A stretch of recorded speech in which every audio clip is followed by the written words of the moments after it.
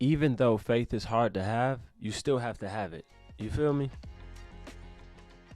Yo, Faith fam, we are back in the building. Listen, I got something today that is going to blow your mind frame. And it's crazy because like I was chilling, right? Matter of fact, I was taking a shower. And I was like, okay, God, I know it's something you want me to say. So what you want me to say next? And God was like, oh, well, write this down. And I got my whole iPad right here with everything on it. Now, peep game. The name of this episode is The Disease of Decommitting.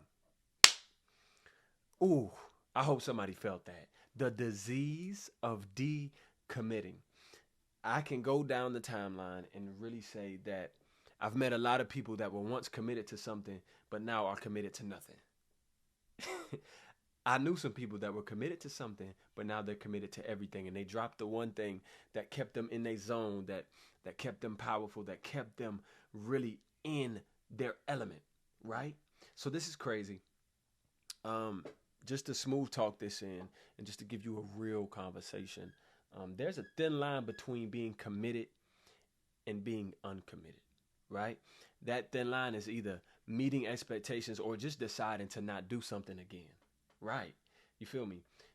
You can either make a decision to be like, okay, you know what? On today, I'm going to do it. I'm committed. We going to the gym. I know you see your boy, you know what I'm saying? For everybody on the YouTube, you see the guns. The boy go to the gym now. I try to work out as much as I can just to stay healthy. But anyway, small commitments, bro. Small commitments, it always starts small, but it's like we easily become what we see. So decommitted people affect committed people. Some people committed to the grind, but decommitted from the bag. They love the hustle, but they never keep the money. They love the hustle, but they pay for the shine. Do you see what I'm saying to you? Let me just give y'all facts, because I always want to give you facts, and I always want you to be, here with me, and I want you to feel everything I'm saying. All right, so this is the source from travelluxury.com, right? It says some 69% of adults admit to daydreaming at least once each day. And many of us drift into our own little worlds often, right? And it's often thinking about a vacation, taking a vacation. I really want to pose this to you. I really want to argue this to you. And I really want you to understand this right here. Fam, hear me out. What if I say you're daydreaming about your decommitments? What if I said you are daydreaming about your decommitments? Everything that you were once committed to, you are now dreaming about because you stopped pursuing it.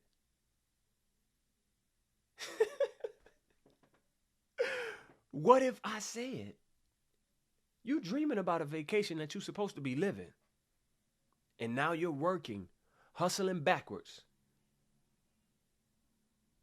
because you never committed to what God told you to do? You never committed to your purpose. Your purpose would have had you living in fantasy land for forever. Some people would call it fantasy land, but it would be living proof that God has blessed you. You wouldn't be dreaming about a vacation. You would actually be the vacation. You would be the role model that everybody would look up to. You would be the young woman that every other woman sees and like, oh man, she motivate me. That's the lifestyle I want. Dudes, you'll be like riding in a Mercedes. You'll be riding in a Benz. You could be riding in whatever you want to ride in. But you would be that person that everybody would say, yo, bro, one day I'm going to be like this. One day I'm going to be like so-and-so. I don't know who so-and-so is. Put your name in there. One day I'm going to be like, boom. Like, just put your name there. And, bro, it's just crazy to me, bro, because, hold on, let me take a sip. It's crazy to me because the definition of daydreaming, right, is actually this. It says a series of pleasant thoughts that distract one's attention from the present. Example, she was lost in a daydream. I don't know if y'all saw what I saw. I don't know if y'all heard what I just read, but I felt that in my bones. I'll say it again. It says a series of pleasant thoughts, right? A series. Think about a TV series. A series of pleasant thoughts that do what? They distract one's attention from the present.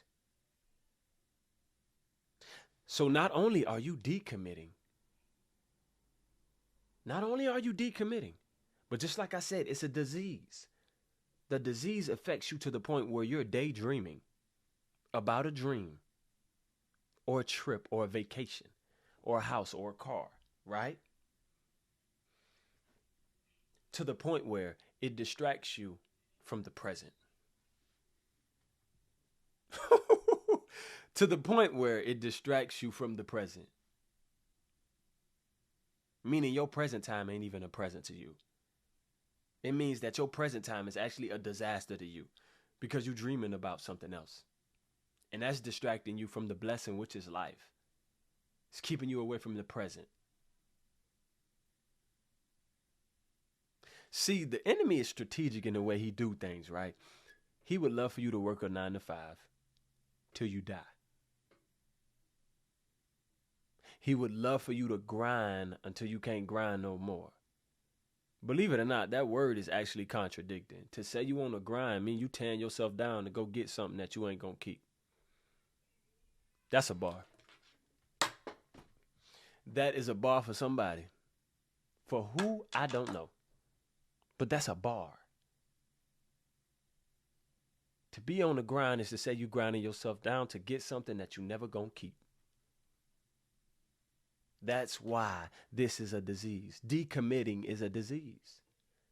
Because the enemy knows if you commit, then, oh man, I can't get them to buy this. I can't get them to drink this. They won't waste money on this. You start your own brand. You start your own business.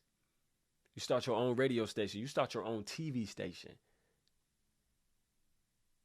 Do you not realize the only thing that is stopping you is the start?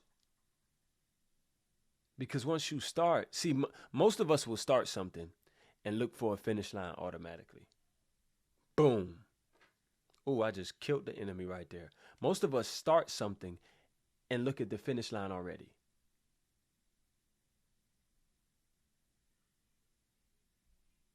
And for most of us, when we look at the finish line, we actually get discouraged because it seems like everybody else is shooting by. Like, what is going on? They just shooting by me.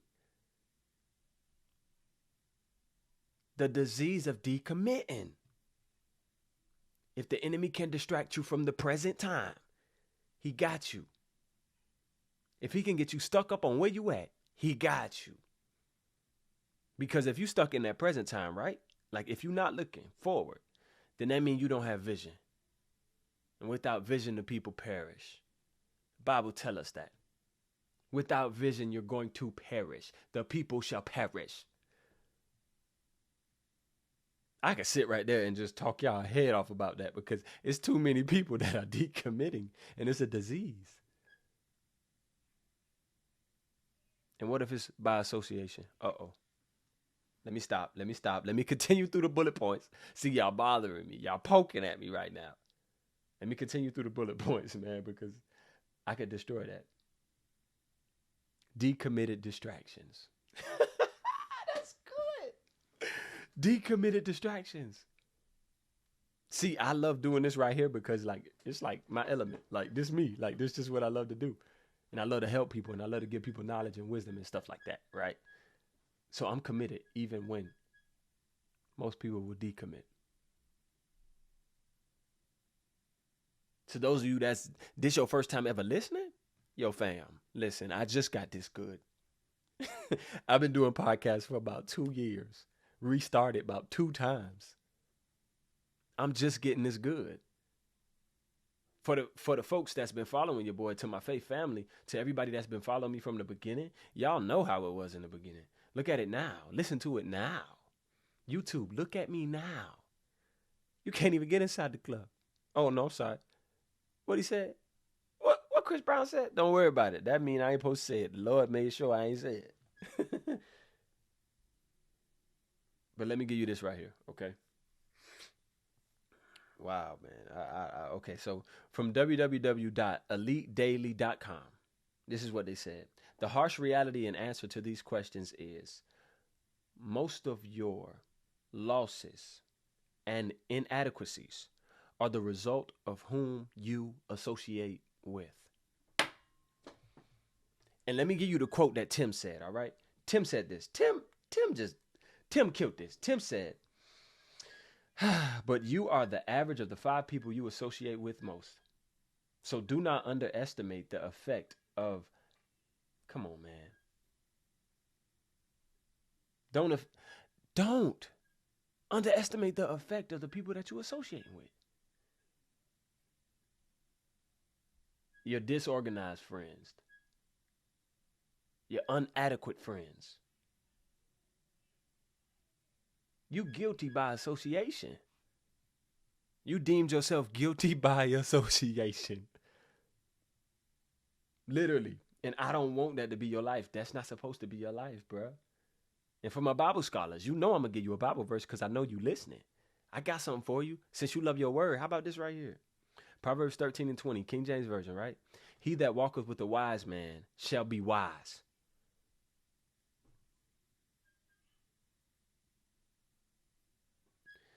What more is there to say? What you walk with, you become. So the question is, are you walking with wise men or are you running with fools?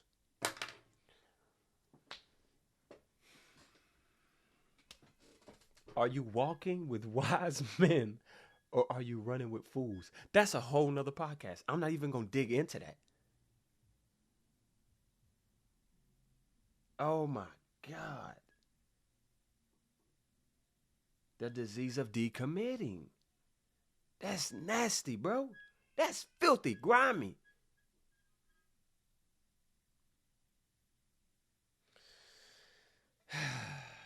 Let me go and run down these notes because I took them for a reason. Now listen to this. Scientists say only 8% of people actually achieve their goals. You want to see it? Look, YouTube, look. Scientists say only 8% of people achieve their goals. So I don't want you to think that you've been the only one that's been decommitting. Because believe it or not, I'm actually in that category with you. Sad. It's sad, but it's the truth. I'm in the same category with you. I've been decommitting to things that God been told me to do.